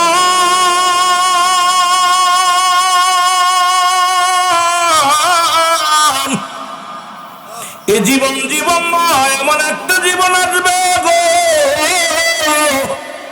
যে দেশে গেলে মানুষের বিচার হয়, যে দেশে গেলে মানুষের হিসাব হয়, যে দেশে গেলে মানুষ আর কোনোদিন ফিরে আসে না, আসাও সম্ভব না। সেই দেশটার নাম হলো কবর। ও যুবক, পৃথিবীর মধ্যে আসার একটা সিরিয়াল আছে, যার কোনো সিরিয়াল নাই। দেখা যায় বাবা জিন্দা, সন্তান দুনিয়ার মধ্যে নাই। সন্তান জিন্দা, বাবা নাই। বাবার কাঁধে সন্তানের লাশ, মুসলমান সন্তানের কাঁধে বাবার লাশ, দাদার কাঁধে নাতির লাশ, নাতির কাঁধে দাদার লাশ। কখন যেন দুনিয়া থেকে বিদায় হয়ে যাব।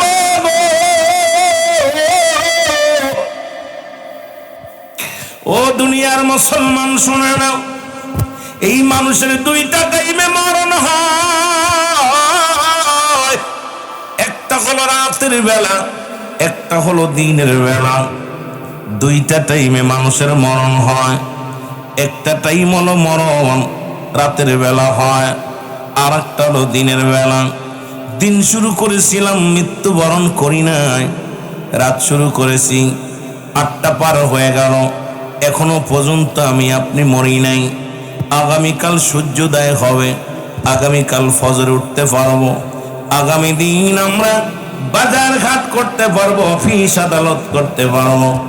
এমন কোন গ্যারান্টি কোন ভাই দিতে পারবো না। জোরে বলেন ঠিক কিনা? আর আল্লাহ রাব্বুল আলামিন বান্দাকে এত ভালোবাসে, রাব্বুল আলামিন রাত শুরু করেছে নামাজ দিয়া, দিনও শুরু করেছে নামাজ দিয়া। কারণ নবীজির কাছে 1 নাম্বার প্রিয় হলো নামাজ। সুবহানাল্লাহ। নবীরে ভালোবাসেন কে কে? একটু হাত তোলেন। নবীরে ভালোবাসেন? এবার নবীর হুকুম মানতে রাজি আছেননি? নবীর কাছে 1 নাম্বার প্রিয় হলো নামাজ। এই জন্য রব্বুল আলামিন রাতটা শুরু করেছে নামাজ দিয়ে, দিনও শুরু করেছে নামাজ দিয়ে। ও যুবকেরা শুনে নাও, লম্বা আলোচনা, কদি কোন জায়গা থেকে কোথায় যাই খেয়াল রাখবেন। আমার দরদি বন্ধুরা শুনে নাও, এর রাতের শুরু হলো মাগরিব। বান্দা, এই যে মাগরিবের 3 রাকাত ফরজ নামাজ তুমি আদায় করলা, সঙ্গে সঙ্গে তুমি হয়ে গেলে আমার আল্লাহর গোলাম। কারণ আল্লাহর রব, আমার আপনার রব হলো আমার আল্লাহ, আমার আপনার সৃষ্টিকর্তা আমার আল্লাহ, হায়াতের মালিক, রিজিকের মালিক আমার রব্বুল আলামিন। ও দরবার যুবকেরা শোনো গো, এবার 2 রাকাত সুন্নাত নামাজ তুমি আদায় করলা, সঙ্গে সঙ্গে তুমি হয়ে গেলা আমার রসুলের প্রেমিক। এখন রাতের মধ্যে যদি তোমার মরণ হয়, তোমার মরণটা হবে আমার আল্লাহর গোলাম নবীর প্রেমিক।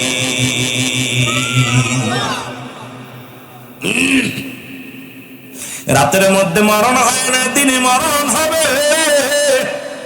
দিনের শুরু হলো বান্দা ফজর। এবার 2 রাকাত সুন্নাত নামাজ তুমি আদায় করলা। নবী নবী বইলা পাগল হও, আমার দেশে অসংখ্য আশেক আছে, নবী নবী কইয়া আসিল্লাই নবীর প্রেমে পাগল হয়, অথচ তাদের ভিতরে সুন্নাত পাওয়া যায় না, রসুলের হুকুম পাওয়া যায় না, রসুলের আদর্শ পাওয়া যায় না। ওরে মুসলমান, ওটা দেখলেও চেনা যায় না খ্রিস্টান না মুসলমান, ওটারে দেখা যায় না মুসলমান না হিন্দু, ওরে দেখলেও চেনা যায় না। বড় কষ্ট লাগে রে যুবক, শুনে নাও, শুনে নাও। নবীকে যদি ভালোবাসতে হয়, নবীর সুন্নাতটাকে আঁকড়ে ধরার দরকার আছে কি না? আর একটু জোরে বলেন, আছে কি না? এখন 2 রাকাত সুন্নাত নামাজ তুমি আদায় করলা, হয়ে গেল আমার নবীর প্রেমিক। এইবার 2 রাকাত ফরজ নামাজ তুমি আদায় করলা, সঙ্গে সঙ্গে তুমি হয়ে গেলে আমার আল্লাহর গোলাম। এবার দিনের মধ্যে যদি তোমার মরণ হয়, তোমার মরণটা হবে আমার আল্লাহর গোলাম নবীর প্রেমিক। ভয় নাই কবরে, ভয় নাই হাসরে, ভয় নাই মিজানে, ভয় নাই ফুলসিরাতে, কারণ ইসলামের নিয়ম কানুন মেনে চলছ। এর কালেমা, নামাজ, রোজা, হজ, যাকাত, এর কালেমা যখনই পড়লা, সঙ্গে সঙ্গে নামাজের প্রতি গুরুত্ব দিলা। এই জন্য আমার আল্লাহ রাব্বুল আমিন দিন রাত শুরুর আগেই নামাজের মধ্যে দিয়া দিছে, বান্দা যেন নত হয় রব্বে কারীমের দরবারে। বান্দা যেন লুটিয়ে পড়ে আমার দরবারে। এই জন্য নামাজের গুরুত্ব বান্দার বেশি দেওয়া লাগবে, জোরে বলেন ঠিক কিনা। এখন যদি বলি আপনারা কয়জন মানুষ ফজরের নামাজ পড়ছেন? মাশাআল্লাহ, আমার মনে হয় 3-এর 1 উঠবে কি উঠবে না বলতে পারি না, লজ্জা দিতে চাই না, লজ্জা আমি দিতে চাই না, তবে 3-এর 1 উঠবে বিশ্বাস হয় না। যদি বলি ভাই জোহর, আসর, মাগরিব, ঈশা, ফজর, খুব অবস্থা খারাপ। এটা কি আমার হুকুম? নামাজ কার? আপনি কার? জমিন কার? হায়াত মৌতের মালিক কে? সেই রব্বে কারিমের কাজ করবেন, সে রব্বে কারিমের গোলামি করবেন। 1 ওয়াক্ত নামাজ কাজা দিলে 80 খুতবা পরিমাণ জাহান্নাম, যার 1 খুতবা পরিমাণ হলো 2,88,00,000 বছর। বলেন দি এইগুলো যদি আমারে ধরে, আপনারে ধরে, জবাব দিব কি? জবাব দেওয়ার মতো তো আমি কোনো উপায় পাইতেছি না, জবাব দেওয়ার মতো কোনো পজিশনই পাইতেছি না। রব্বে কারিম যদি ধরে, বান্দা এগুলো কি করছো, খালি নামাজের হিসাবটা ধরলে, খালি বেশি ধরার দরকার নাই।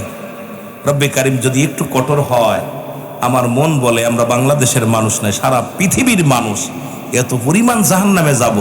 অসংখ্য মানুষ, অসংখ্য 3 বা 3-এর 2 ভাগই আমার মনে হয় জাহান্নামের দিকে ছুটে যাবে। রব্বুল আলামিন যদি দয়া না করে, যদি রহম না করে, বাঁচার কোনো পথ নেই, যদি বলেন ঠিক কিনা।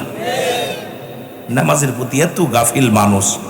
এই যে 80 পদ্মে দেখি পিরাইটা বড় বড় মসজিদ, সুন্দর, এত সুন্দর সুন্দর মসজিদ, কিন্তু মুসল্লি 8 জন 15 জন।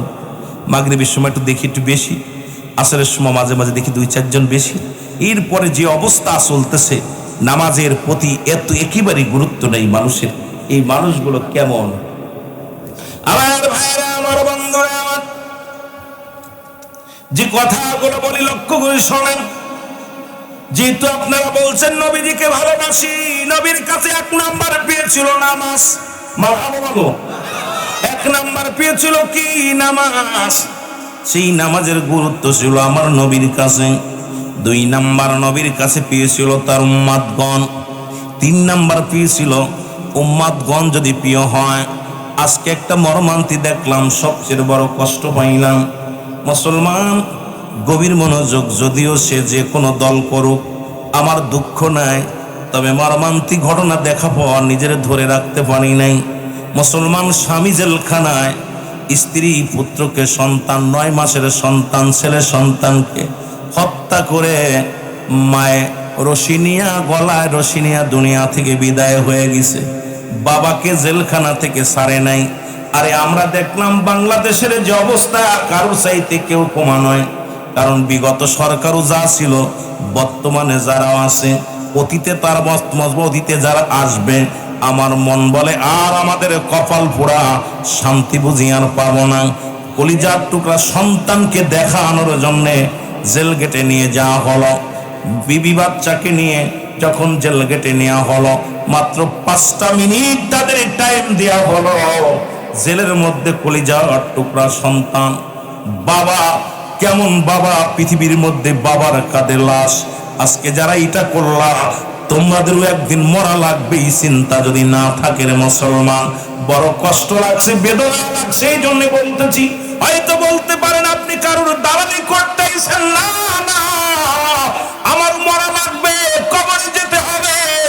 যা দেখতেছি রে মুসলমান, এই মানুষগুলো রসুল যে বলে গেছে 1500 বছর আগে, বালহা কেলাম, এই দুনিয়াটা পচা দুর্গন্ধ মরি। মানুষের চরিত্র হলো কুকুরের চরিত্র। কুকুরের যে স্বভাবগুলো আছে, সেই স্বভাবগুলো বর্তমান মানুষের ভিতরে পাওয়া যাচ্ছে, জোরে বলেন ঠিক কিনা। রসুল এমনি বলে নাই। আমি এত কষ্ট পাইলাম, আপনার বাগেরহাট, খুলনা বাগেরহাটের সাদ্দাম হোসেন নামে এক ছেলে, স্ত্রী অন্তঃসত্ত্বা থুইয়া জেলখানায় গেছে। 5 আগস্টের পর জেলে গেছে। সে যে দলের হোক না কেন, দরকার ছিল প্যারোলায় মুক্তি দেওয়া। এটা তো সংবিধানে লেখা আছে। যদি কোনো ব্যক্তির আপনজন মারা যায়, বা কোনো ব্যক্তি যদি রোগাক্রান্ত হয়, যা কোনো ব্যক্তির আপনজন দুনিয়া থেকে বিদায় হয়ে যায়, প্যারোলায় মুক্তি দেওয়া হুকুম আছে। এটার জন্যে যেহেতু আইন আছে, কিন্তু আমি দেখলাম সবচেয়ে বেশি কষ্ট লাগলো যে এই লোকটার আবেদন করা হলো স্বামীকে না পেয়ে, খাবার না পেয়ে, অসহায় নির্যাতন সহ্য না করতে পেরে কলিজার টুকরা সন্তান, 9 মাসের সন্তান, ছেলে সন্তানকে মা আগে পানিতে চুবায়ে মেরে ফেলছে। মারার পর নিজেই রশি দিয়ে ফ্যানের সাথে ঝুলে গেছে, ঝুলে মারা গেল। তার জন্য এই সাদ্দামের বিবি, সাদ্দামের পক্ষের লোক দেখলাম এই প্রেরণায় মুক্তি দেওয়ার জন্যে 1 ঘন্টার জন্য টাইম ছিল যে আমার একে 1 ঘন্টা দেওয়া হোক, 2 ঘন্টা দেওয়া হোক। কিন্তু দুঃখের বিষয়, এখন যারা বসে আছে তাদের দিলে মায়া দয়া বলতে কিচ্ছু হলো না।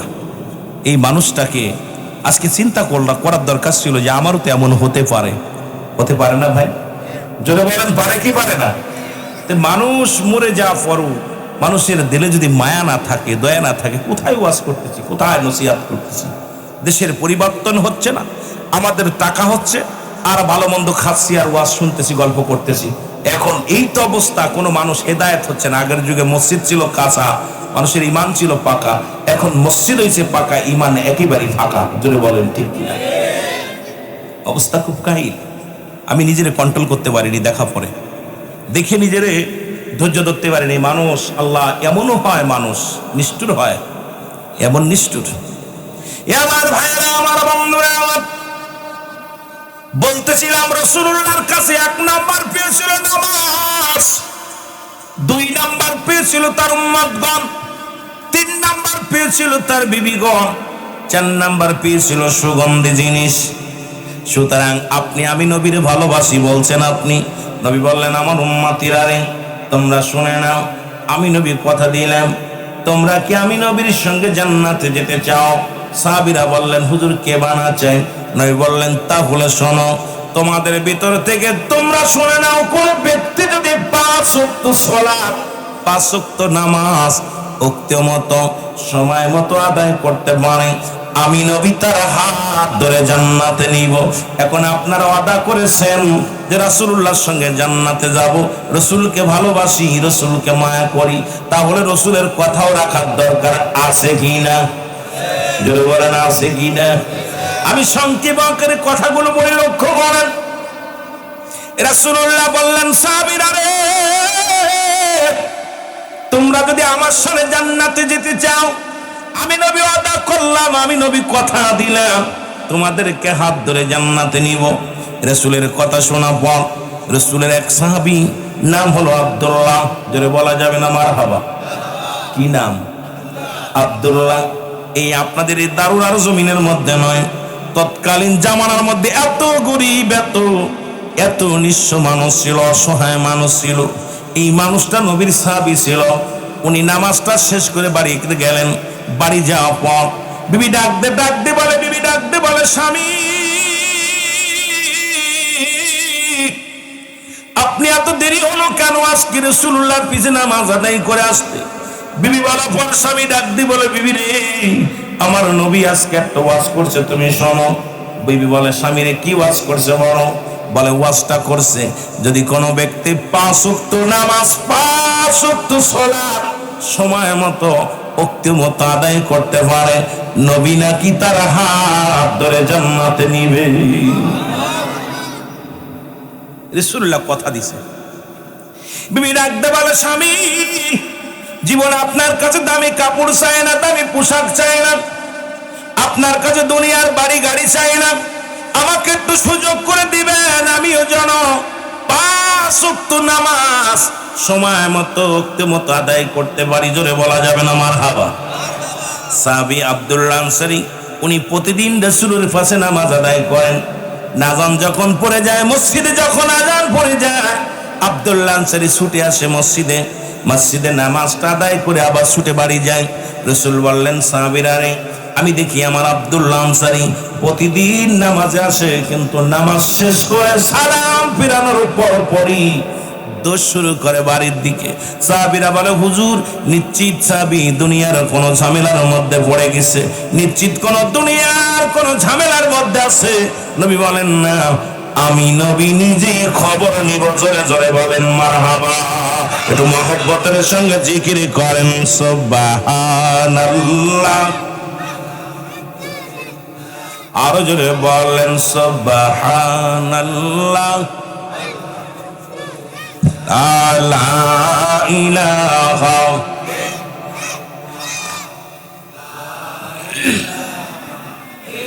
আরো জোরে সুবহানাল্লাহ আলহামদুলিল্লাহ।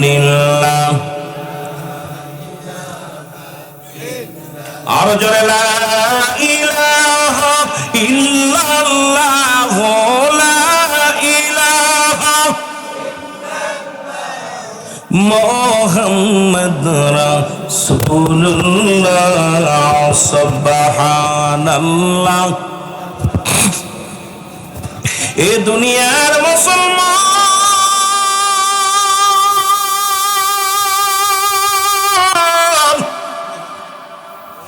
নবীজি চলে গেলেন আব্দুল বাড়ি গো। নবীজি সালাম দা আসসালামু আলাইকুম আহলাল বাইত। একবার নয় দুবার নয় তিনবার সালাম দিলেন নবীজি। কয়বার? তিনবার সালাম দিলেন নবীজি। একবার উত্তর পাইলেন না। উত্তর যেহেতু পাই নাই, বাড়ির ভিতরে ঢোকার অনুমতিও পায় নাই। আর মুসলমান আজকে কোনো অনুমতি লাগে না। মুসলমানের বাড়ি পর্দা নাই। মুসলমান নিজেরাই ইসলামের বিধান মানি না। সালাম দিবেন কোন বাড়ি থেকে যদি উত্তর না আসে গো, ঢোকার কোনো অধিকার নাই আপনার। কিন্তু আমরা দেখি ভিতরে ঢুইকা বাবিরে ডাক দে, কই বাবি সবাই কই? ঠিক কিনা? এর শরীয়তের বিধান অনুযায়ী বেগানা নারীর চেহারা দেখা হারাম, বেগানা পুরুষের চেহারা দেখা হারাম। নামাজ ছেড়ে দিয়া কবিরা গুনাহ, মিথ্যা বলা কবিরা গুনাহ। যাদের সঙ্গে দেখা দিয়া জায়েজ তাদের সঙ্গে বিয়ে করা হারাম। যাদের সঙ্গে দেখা দিয়া হারাম তাদের সঙ্গে বিয়ে করা জায়েজ। আজকে এই বিধানগুলো কেন মুসলমান ভুলে গেল? খালাতো ভাই মামাতো ভাই দাওর এগুলো সম্পূর্ণ নিষিদ্ধ। দেখা করা মুসলমান। খালাতো ভাইয়ের সঙ্গে দেখা করা হারাম, খালাতো বোনের জন্য হারাম। খালাতো ভাই, খালাতো বোন, মামাতো ভাই, চাচাতো ভাই, ফুফাতো ভাই, এগুলো সম্পূর্ণ বিধান হারাম। এইগুলো ওয়াজ করলে মৌলবীর ওয়াজ আর কেউ শুনতে যাবে না। কারণ সমাজ নষ্ট, জাতি নষ্ট। আজকে আমার সমাজ এগুলো ভুলে গেছে, পর্দার বিধানগুলো ভুলে গেছে, ইসলামের বিধানগুলো ভুলে গেছে। জোরে বলেন ঠিক কিনা? একটা বাড়িতে কি বলবো, আপনার আগে কুমিল্লাতে আসলে কুমিল্লার শুনতাম আমরা, কুমিল্লা নোয়াখালীতে পর্দার ভালো আছে। খোদার কসম আসা পর দেখলাম আমাদের ওদিকের সেইতে এদিকে অত্যন্ত আরো নগণ্য হয়ে গেছে। কথা বুঝেননি? পর্দা নাই বললেই চলে। পর্দা তো নাই। পর্দাও ফরজ, নামাজও ফরজ, কিন্তু নামাজ তো নাই, পর্দাও নাই। দুইটা বাংলাদেশ থেকে চলে গেছে উইটা। যদি কোন ঠিক কিনা? আইসে শুধু ঘুষ আর সুদ আর জিনার ব্যবিচার, খালি দেখবেন খালি পরকির। এর বউ ওর লগে চলে যাচ্ছে, এর লগে বাসুরের লগে শ্বশুর যাচ্ছে, শ্বশুরের লগে বাসুর, কি মানে ইত্যাদি ইত্যাদি কথা কইতে গেল কষ্ট হয়। কোথায় অবস্থা? এর একটাই কারণ হলো পর্দার বিধান মানি না। না মানার কারণে সমাজ আজকে এই ক্ষতির মধ্যে। জোরে বলেন ঠিক কিনা? কোন হুজুরি বলবে আপনাদের ইমাম সাহেব হুজুর বললে, কয় ইমাম সাহেবের তারা পর্দার ওয়াজ ইমাম সাহেব এক সপ্তাহ করে, পরের সপ্তাহে ইমাম রেখা দানোর জন্য তাই তারা শুনবে। ঘুষের ওয়াজ করলে তো ইমাম সাহেবের ভাতই নাই। সুদের ওয়াজ করলে ইমাম সাহেবের ওই এলাকায় জায়গায় নাই। বলেন ঠিক কি রে? কি অবস্থা চলতেছে সমাজ, যে অবস্থা চলতেছে, এই অবস্থার পরে কি যে অবস্থা হবে আগামীতে আল্লাহ ভালো জানে। আমার ভাইরা, আমার বন্ধুরা, আমার রাসূল চলে আসলেন, পিছন থেকে আব্দুল্লাহ সালাম দেয়, ওয়ালাইকুম আসসালাম ইয়া রাসূলুল্লাহ, ওয়ালাইকুম আসসালাম ইয়া হাবিবাল্লাহ, ওয়ালাইকুম আসসালাম ইয়া রাহমাতাল লিল আলামিন। নবীজি বলে ডাক দে, বলে আনসারী, তুমি তিনবার সালামের জবাব দিলা, তার মানে আর বুঝতে বাকি নাই। তুমি আমার সালাম শুনেছিলা, উত্তর দাও নাই। বলে ইয়া রাসূলুল্লাহ ইয়া হাবিবাল্লাহ, আপনার সালাম আমি কানে শুনেছিলাম, উত্তর দিতে পারি নাই। ইয়া রাসূলুল্লাহ, ইয়া হাবিবাল্লাহ, আপনি যদি দয়া করে একটু আমার বাড়িতে যাইতেন, কেন সালামের জবাব দিই নাই, এই কেনর উত্তর আমি এখন আপনাকে দিতে পারবো না। যদি একটু দয়া করে মায়া করে আপনি যদি আমার সাথে আমার বাড়িতে যাইতেন, আমি বলতাম কেন সালাম দেই নাই। নবী বলে চলো। এমনি কেন নবীকে বাইয়ানাত, উত্তম ব্যবহার, উত্তম আখলাক, উত্তম চরিত্র এমনি কি আমার রসুলকে দিচ্ছে। রসুলের রাগ নাই দেহের ভিতরে, দেখছেন? রসুল বলে চলো যাই, রওনা হয়ে গেলেন। এবার নবীজি ভিতরে যখন গেলেন, আব্দুল্লাহ আনসারী দরজা খুলে দিছে। যখন দরজাটা খুলে দিছে, টাকা দেখে রে ঘরের ভিতরে বিশাল একটা গর্ত খোঁড়া। নবীজি বললেন, আনসারী রে, তোমার ঘরের ভিতরে এত বড় গর্ত কেন খোঁড়া? বলে, ইয়া রাসূলুল্লাহ, ইয়া হাবিবাল্লাহ, যখন আপনি আমারে সালাম দিয়েছিলেন তখন আমি উলঙ্গ অবস্থায় এই গর্তের ভিতরে বয়া ছিলাম নবী গো, ও মায়ের নবী, এই কারণে আমি সালামের জবাব দিতে পারি নাই। আল্লাহর নবী বলে, আনসারী রে, কি শুনাইলা? বলে, ইয়া রাসূলুল্লাহ, ইয়া হাবিবাল্লাহ, আপনি যেদিন ওয়াজ করলেন 5 ওয়াক্ত নামাজ, 5 ওয়াক্ত সালাত জামাতের সঙ্গে সময় মতো অক্তীয় মতো কোনো ব্যক্তি যদি আদায় করতে পারে, আমি নবী তার হাত ধরে জান্নাতে নিয়ে যাব। ইয়া রাসূলুল্লাহ, ইয়া হাবিবাল্লাহ, নবী গো, এই ওয়াজটা আমি বাড়ি আসি আমার বিবিরে বলি, আমার বিবি আমার হাতটা ধরে বলেছে, স্বামী রে, আপনি 5 ওয়াক্ত নামাজ আদায় করে নবীর সঙ্গে জান্নাতে যাবেন। আমি আপনার কাছে একটু সুযোগ চাই, আপনি আমাকে একটু সুযোগ করে দিবেন, আমিও যেন 5 ওয়াক্ত সালাত আদায় করে আপনার সঙ্গে মদিনার নবী কামলিওয়ালার সঙ্গে জান্নাতে যেতে পারি। এ যুবক, দিলের কান্না লাগে শোনো। আল্লাহর নবী ডাকতে বলে, আব্দুল্লাহ আনসারী, আমি কথা দিলাম রে, ইয়াউমুল কিয়ামতের ময়দানে আমি নবী তোমাদের দুজনের হাত ধরে জান্নাতে নিয়ে যাব। জোরে জোরে চিল্লায় বলা যাবে না মারহাবা। এখন এই মুসলমান শুনে নাও, এই দারুরার জমিনে এমন কোন গরিব মানুষ নাই, এর মধ্যে যারা বসেছেন এমন কোন গরিব মানুষ নাই যাদের এক টুকরা কাপড় আছে, যে ভিক্ষা করে খায়, তার 5-6 কান কাপড় আছে, এরপরও নামাজে যায় না। হিসাব আমি আল্লাহর কাছে কি দিবেন, জবাব দেওয়ার মতো কোনো পথ নাই। যদি এক কাপড়ে স্বামী স্ত্রী দুজন সালাত আদায় করতে পারে, বাংলাদেশের যে ভিক্ষা করে খায় তার 4-5টা টুকরা কাপড় আছে গো। এখন আমার রব্বে কারীম যদি নামাজের হিসাবটা ধরে, কেমনে বাঁচবো? বাঁচা সম্ভব হবে না। জোরে জোরে চিল্লায় বলেন ঠিক কিনা? এর ভিতরে এক টুকরা কাপড় আছে কার কার? একটু হাত উঠান দিয়ে দেখি। মাত্র একটা পোশাক কার আছে? কেউ আছে? এরপর আজকে ফজরের নামাজটা সত্য কথা বলেন দিন, কে কে আদায় করছেন? একটু হাত উঠান দিন। আল্লাহ, ফজরের নামাজ ছিল কি? ফরজ। কি ছিল? ফরজ। আর এখন ওয়াজ শোনা কি? এটা নফল। এটা কি? নফল বন্দেগী। শুনলে সওয়াব আছে, না শুনলে কোনো গুনাহ নাই। জোহরে পড়ছেন কয়জন? জোহর একই অবস্থা, আসর একই অবস্থা, মাগরিব, ঈশা দেখছেন ওই একই লোক, সকালেও যে বিকেলেও সে। তাহলে এই যদি অবস্থা হয়, ওয়াজ নসিহত দিয়ে কি হবে বলেন? আমরা কি মুসলমান না অন্য কোন দলের লোক আছে? কথা বলেন না।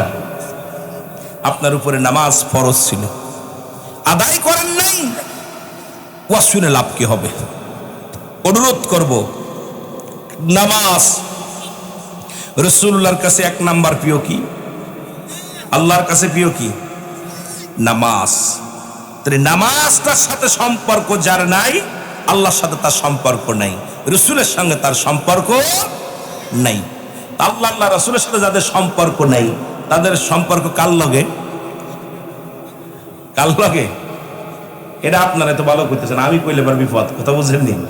হুজুরে আমাদের আবার বিপদে ফেলে দিল। তাহলে আপনাদের এই সম্পর্ক যদি ইবলিসের লগে হয়, তা আপনি ভালো কর্ম কেমনে করবেন? আপনি তো যখনই ভালো কর্ম করতে যাবেন সেখানেই বিপদগামী হয়ে যাবেন। যারা বলেন ঠিক কিনা? আমি যদি যাই গো মারা, আমি যদি বিদেশের মাটিতে, লাশটায় আমার পৌঁছাই দিও মায়েরই কলেতে, বলো লাশটায় আমার পৌঁছাই দিও। মাইকালা একটু সাউন্ড বাড়ান। এ লাশটায় আমার পৌঁছাই দিও মায়েরই কলেতে, বলো লাশটায় আমার। আমারে আবুল হাশেম ভাই বলছে যে একটু আব্বা মার ওয়াজ করবেন, তারপরে দেখা যাক কোন দিকে যাবো। ওদিকে সময় কিন্তু দৌড়াইতেছে, কোন দিক থেকে কোন দিকে যায় বুঝি না। ওরে আমি যদি যাই গো মারা, আমি যদি বিদেশের মাটিতে, লাশটায় আমার পৌঁছাই দিও মায়েরই কলেতে, বলো লাশটায় আমার পৌঁছাই দিও। জন্মের পরে যে কোলেতে রাখছে আমার মা,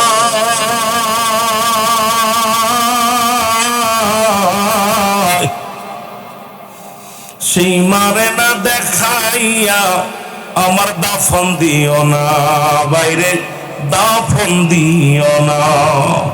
জন্মের পরে যে কোলেতে রাখছে আমার মা,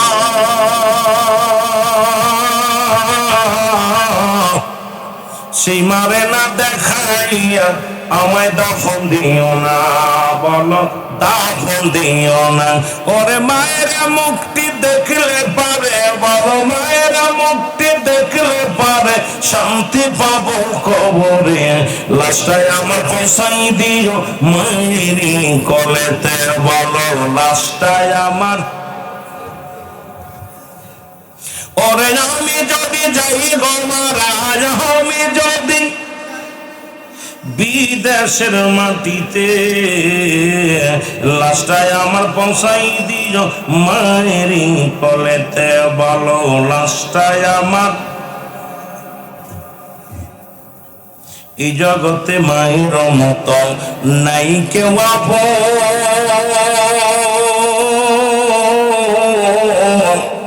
সেই মা বাবার না দেখায়া তোরা দিসিনা রে দাফন, আমার দিসিনা রে দাফন। এই জগতে মায়ের মতো নাই কেউ আপন,